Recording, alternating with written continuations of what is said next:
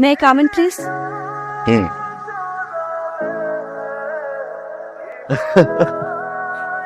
2 বছর একটা রিলেশন ধ্বংস করে ছেড়ে দিছে। কি দোষ ছিল সেদিন আমার? আজ 2 বছর পর তুমি আমার অফিসে, আমার সাইনের উপর ডিপেন্ড করছে তোমার চাকরি হবে কি হবে না। স্যার, আপনাকে তো আমি একটা কথা বলতে ভুলে গিয়েছিলাম, চট্টগ্রাম থেকে আমাদের একজন ব্র্যান্ড ম্যানেজার আসবে আমাদের সেলসটা বাড়ানোর জন্য। নামটা জানতে পারি? ওনার নাম Ishita.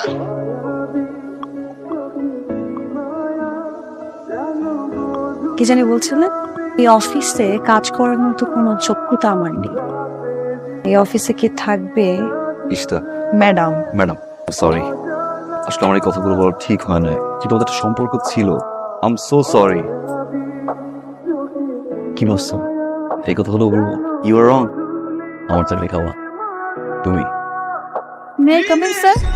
Yes please. Oh hi, তোমার ডেস্কে। স্যার আমি তো ইন্টারভিউ দিলাম না। যেমনি হাসি এত সুন্দর, দেখে ইংলিশে আলাদা কিছু করবো। ওয়েলকাম টু মাই কোম্পানি পিতা। আমার ডেস্ক রেডি? জি ম্যাডাম, আপনারটা রেডি আছে।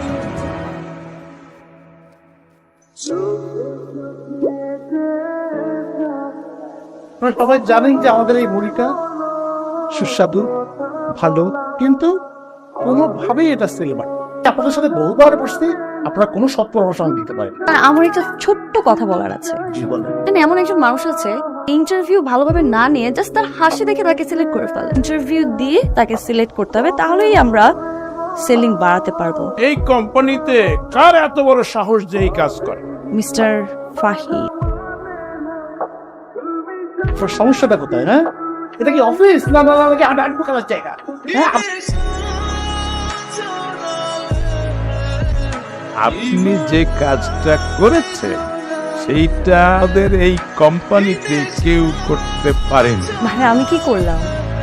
ফাহিম নিজেকে স্মার্ট এবং ক্যাপাবল মনে করে, কাজের বেলায় মনে করেন ডং ডং ডং ডং।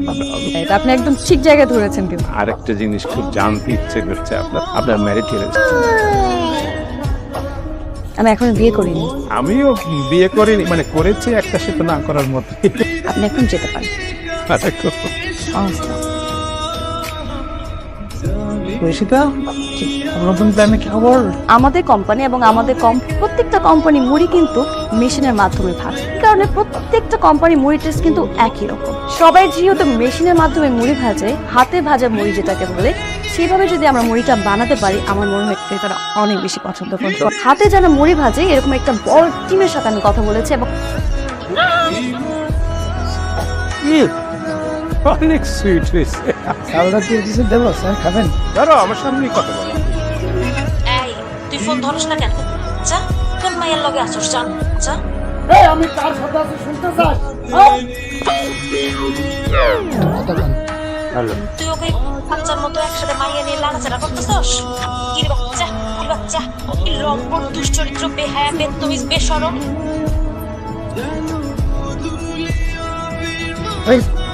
বড় আছে আমার।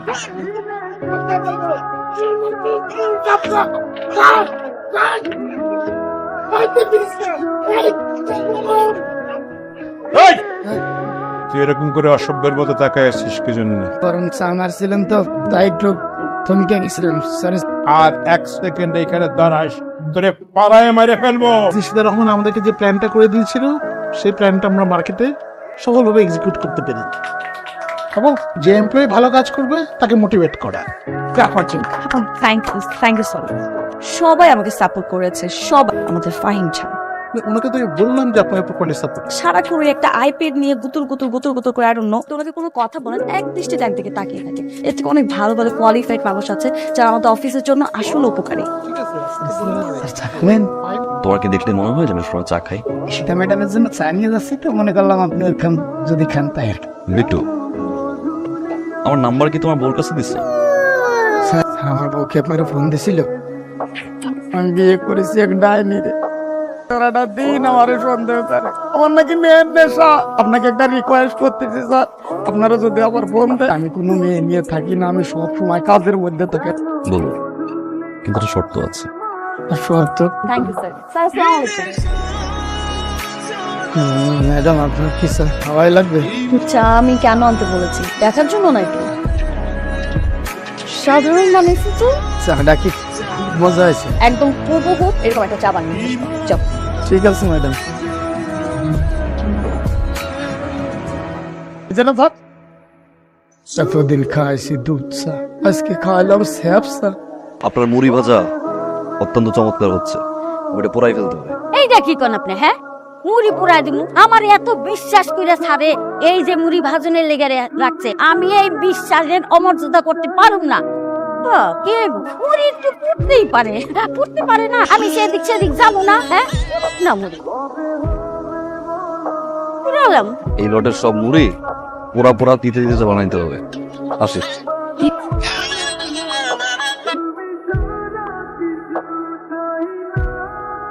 এই জিনিসটা কি দেখছেন? একটা প্রোডাক্ট মার্কেটে পাঠাচ্ছেন, সেই প্রোডাক্ট কিরকম করছে দেখছেন? তারপর না করতে হলে একবার বলবেন যে আমরা পারি না, আমরা আমাদের জন্য যোগ্য না। বিশেষ করে আমি আমার ব্র্যান্ডটাকে ছাড়ছি, আর সেই ব্র্যান্ডটাকে আপনি একদম পায়ের নিচে নামাও নামায় ফেলবেন। টাকারাই করলেও কিন্তু আমাদের ব্র্যান্ডগুলো বাড়ছে না। আমাদের স্ট্রং কোয়ালিটি টিম ছিল না, যার কারণে এরকম একটা প্রোডাক্ট বাজারে চলে গিয়েছে। রেপুটেশন স্যার যেহেতু নষ্ট হয়েছে, এই জন্য আমরা ভেঙে পড়ে চলবে না sir. I have an idea, ভালো প্রোডাক্ট আবার মার্কেটে লঞ্চ করবো। ব্র্যান্ড ভ্যালু যেখানে জিরো, সেখানে এই মুড়ি মানুষ খাবে। আমরা ভ্যানে করে মার্কেটিং করব। কিন্তু এখানে মাইকিং করবে কে? এমন একজনকে দরকার স্যার যে দেখতে সুন্দরী, স্মার্ট। প্রোডাক্টটা সম্বন্ধে ভালো জানে এরকম একজন। Exactly sir. Sir what about ইশতে ম্যাম? ইম্পসিবল। আমি কেন ফ্যানে যাব? আরে আপনি মনে করেন না যে আমাদের চাকরি ছেড়ে গেলে অন্য কোনো ব্র্যান্ড আপনাকে নিতে দিবে? এভাবে পারে আপনাকে বলতে যেতে পারেন ব্র্যান্ড। কি বসের কথা আমার কাছ থেকে বের হয়ে যাবে নাকি আমি ভ্যানে বসে মাইকিং করবেন? মুড়ি একবার খেলে জীবনও ভুলবেন না এই মুড়ি। চলে একবার খাবেন, সারা জীবন মনে রাখবে। 35 টাকা মাল 30 টাকা। কখনোই ভাবি নাই যে আমাদের ব্র্যান্ডটা আবার ঘুরে দাঁড়াবে। একজনের কথা না বললেই না, এভাবে মাঠেই ঘাটে ভ্যান নিয়ে ছুটে বেরিয়েছেন, আমাদের প্রোডাক্টটা ঘরে ঘরে পৌঁছে দিয়েছে। লিডার ছাড়া আসলে কোনো কাজ ঠিকভাবে হয় না। এটা আপনার থ্যাংক ইউ সো মাচ। পায়ে থ্যাংক ইউ আপনাকে, যে আপনার যে অসাধারণ লিডারশিপ এবং অসাধারণ আইডিয়ার জন্য যে বার্তা দিলেন তাই না? থেকে আপনি পুরো টিমটাকে লিড করবেন এবং বাকিরা সবাই আপনাকে সাপোর্ট করবে। Thank you sir. এত পরিশ্রম করলাম আমি, আর পুরস্কার পাই ফাহিম। এটা কিছুতেই মেনে নেওয়া যায় না। আমিও দেখে ছাড়বো কিভাবে সাকসেস হস। আইডিয়া।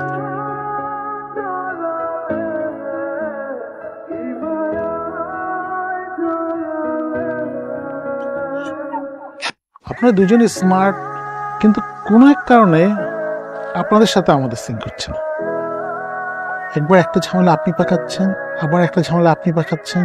এই দুটো বিড়াল খেলাটা তো আসলে কোম্পানির জন্য সুখকর না। আমি আশা করি আপনারা সঠিক সিদ্ধান্ত নিতে পারবেন। 2 বছর আমাদের রিলেশন ছিল, আমি তোমাকে অনেক ভালোবাসতাম, যদিও তুমিও আমাকে কখনো কম ভালোবাসবেনি। ওর প্রতি আমার অনেক রাগ ছিল, অনেক ক্ষোভ ছিল। এতদিন পর এসে আমি রিয়েলাইজ করলাম তো তখন আমার রাগ করাটা উচিত হয়নি, উল্টা আমারও ছিল। Faim, I am sorry. দুজনের একটা ভুল বুঝাবুঝির কারণে আমাদের এত সুন্দর একটা সম্পর্ক নষ্ট হয়ে গেছে। তো পার্সোনাল ইগোর কারণে একটা কোম্পানির রেপুটেশন নষ্ট করেছে। ইশতা, আমার জায়গা থেকে আমি হার্ড অ্যান্ড সোল ট্রাই করবো কোম্পানির আগের রেপুটেশন ব্যাক করাতে। I need your support Ishta. All the best. এখনো ভালোবাসো?